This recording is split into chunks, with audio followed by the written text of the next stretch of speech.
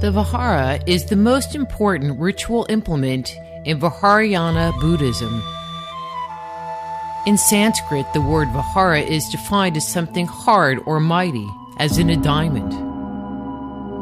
It symbolizes an impenetrable, immovable, and indestructible state of knowledge and enlightenment. Our knowledge of the vajra goes back to deep antiquity. Texts indicate that the vajra was not always a symbol of peace and tranquility, but something very different. It first appears in ancient India, where it was the primary weapon of the Vedic sky god Indra, the king of the Devas. According to the Hindu Puranas, the evil Asuras Numachi and Vitra removed all of the light and moisture from the earth. It made the land inhospitable to living beings. Indra battled the demon gods unsuccessfully, and as a last resort called upon their supreme god Vishnu for help. Vishnu informed him that only a weapon that was neither solid nor liquid could kill the demon serpents. Vishnu had the divine carpenter fashion Indra a marvelous weapon he could use to vanquish them. The new weapon, the vajra, emitted thunderbolts. With it, Indra annihilated the dreadful Asuras and returned the much-needed light and moisture back to the earth. The vajra, when used, was thrown at one's opponent. Nitin Kumar, in his article, Ritual Implements in Tibetan Buddhism, tells us, as a hurled weapon, the indestructible thunderbolt blazed like a meteoric fireball across the heavens, and a maelstrom of thunder, fire, and lightning.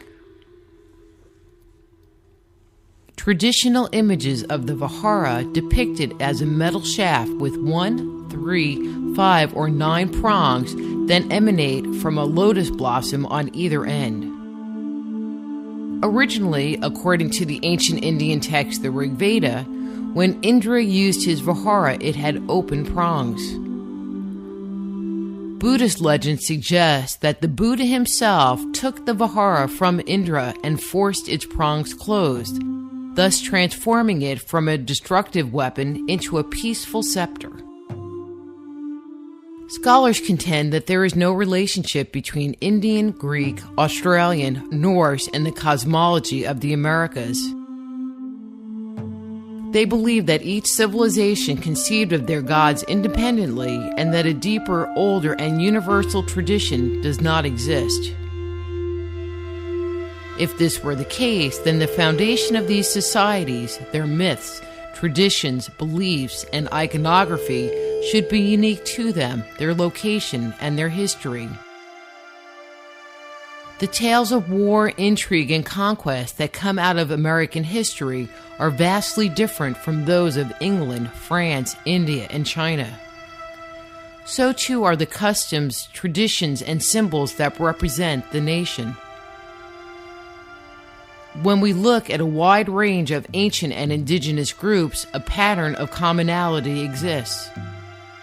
Myths and symbols found in India readily appear in the oral and written descriptions of other cultures.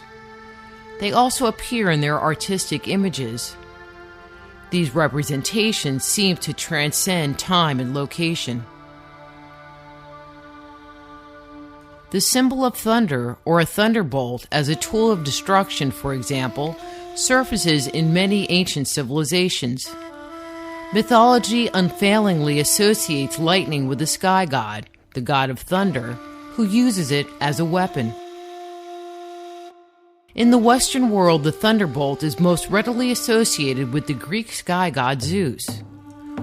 With it, he defeated the Titans and took control of the Greek pantheon. Myth tells us that Zeus freed the Cyclops, the master builders, who were imprisoned in the depths of the underworld, Tartarus. In gratitude for their release, they gave him a marvelous weapon, the thunderbolt.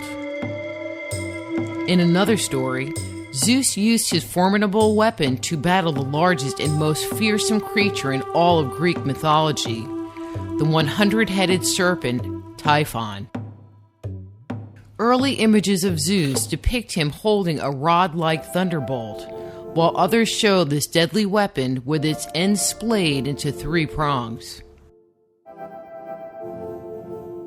A vajra-like weapon also appears in Sumerian cosmology. Its use is recorded in the Babylonian epic of creation, the Enuma Elish. A battle between the sky god Marduk and the serpent Tiamat is detailed on the 4th tablet of this ancient document. The evil and powerful Tiamat, according to the Enuma Elish, was devising treacherous plans against Ea and the other reigning gods. The gods were afraid to invoke her evil wrath and search for a solution. Ea attempts to confront Tiamat, but instead of fighting, backs down. Marduk, his son, steps forward and volunteers to fight the enraged serpent on one condition. If he is successful, he will have dominion over the entire universe. The gods agree and provide Marduk mighty weapons including a bow, a mace, and a net to use in his battle against Tiamat. Images of this epic scene show Marduk holding a 3-tipped scepter in his hand. Subsequent images clearly depict the same deadly 3-pronged weapon. The Rig Veda also offers an alternative description of the vajra. Some texts represent it as a notched metal club with thousands of prongs. We find this form of the vajra in numerous other cultures. The most well-known stories that portray the vajra in its club-like form come from Norse cosmology. They are associated with the sky god Thor. His mighty hammer was the most fearsome weapon in Norse mythology. Images of the thunder god Thor traditionally show him carrying his mighty hammer. Some texts refer to it as a hammer, while others refer to it as an axe or club. The master builders, the dwarfs in the depths of the earth, made it.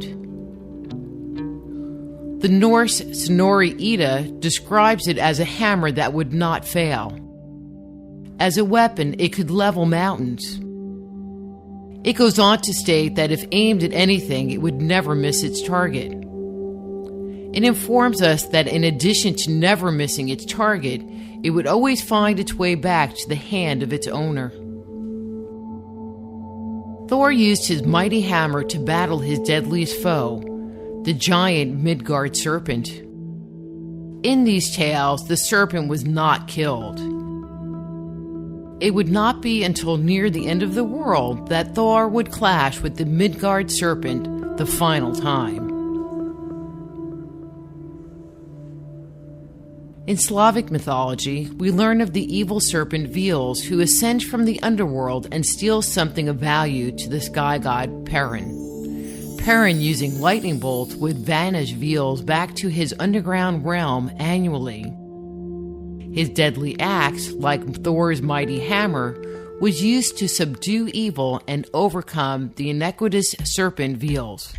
It too would return to his hand after being thrown. In Irish mythology, the magical weapon of the hero of Ulster is the Gay Bolga, or lightning spear. The Gay Bolga is described as a dart or spear which separates into multiple barbs when entering the body, causing fatal wounds. It was next to impossible to withdraw it once it had impaled the body.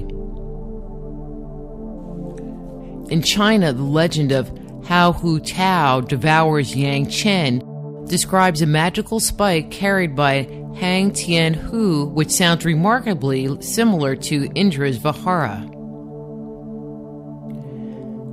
The Qin Kang, deprived of their magical weapons, began to lose heart. To complete their discomfiture, Hang Tian Hu brought to the attack a matchless magical weapon. This was a spike 7.5 inches long, enclosed in a silk sheath, and called Heart Piercer.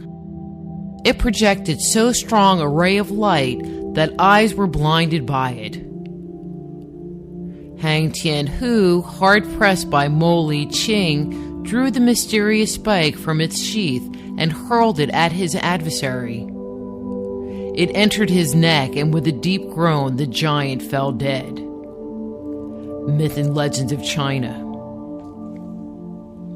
Finding myths with similar storylines and their corresponding images in relatively close geographic areas, while interesting, does not fully support the universality of the gods. When we uncover similar narratives with corresponding imagery in remote regions of the world, this concept takes on a more serious tone. Myths of a vajra-like weapon are found all over the world. In Australia, the sky gods, the Wati Kujara brothers, wielded a magical boomerang, or club. Boomerangs are known for their ability, once thrown, to return to their owner. Legend states that their father, Kadili, attempted to rape some of the first women. Throwing their boomerang, they castrated their father, where he disappeared into a watering hole. In the New World, we encounter a similar deadly lightning weapon used by the sky gods. In the Aztec culture, there is the god Huitzilopochtli. Huitzilopochtli, with his magical weapon, the fire serpent, killed his sister, Coholxauhqui, soon after he was born. The Mayan rain deity Chac and the later Aztec Tlaloc are both depicted carrying their lightning axe. Sometimes they are depicted holding snakes, which represented lightning bolts, which they would hurl from the mountaintops where they made their retreat. In Peru, we find the god Iapa, who is described as a man wielding a club in his left hand and a sling in his right.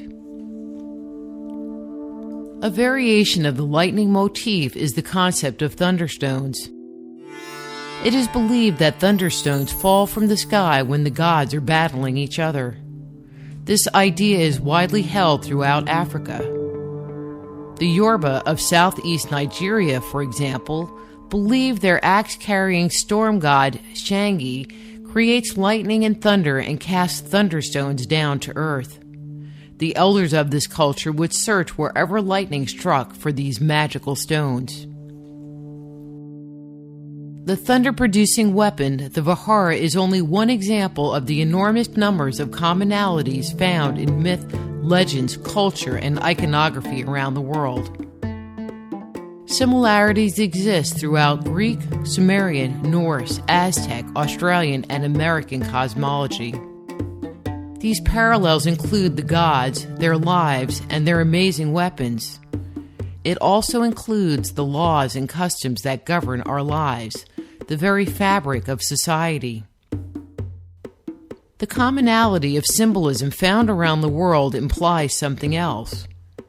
Weapons like the vajra were not born from the imagination of man.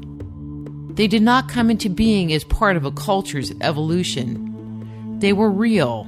They were tangible. Someone, somewhere in our remote past saw it and documented it.